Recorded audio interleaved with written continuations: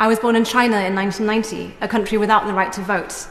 3 decades later, another crackdown on democracy has led to hundreds of thousands of Hong Kongers seeking refuge in the UK. It's never easy to leave your home or to move countries. And I was a child in the early days of the Labour government in the 90s. And if that hadn't been there, I really, it's really terrible to think of what that might have been like if we'd come, a decade, 2 decades later in the middle of an austerity government imposed by the Conservatives. Because that is the government, unfortunately, a lot of migrant families arrived in when they came here in the last few years. And you wouldn't have the same provision from council housing, you wouldn't have the same provision from the state education sector or from the NHS.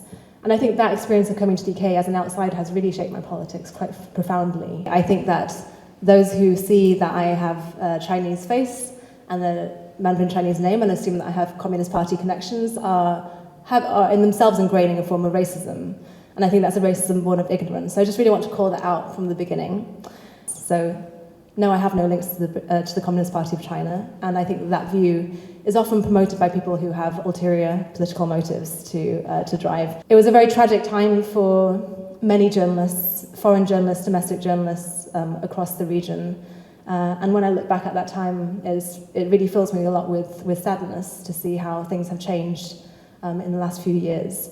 I'm not going to comment on the legal cases of another jurisdiction, and I'm afraid I'm not familiar with the 2 particular cases that you mentioned, but I will just say that it has been a great tragedy to see the decline of press freedoms in Hong Kong and across mainland China as well.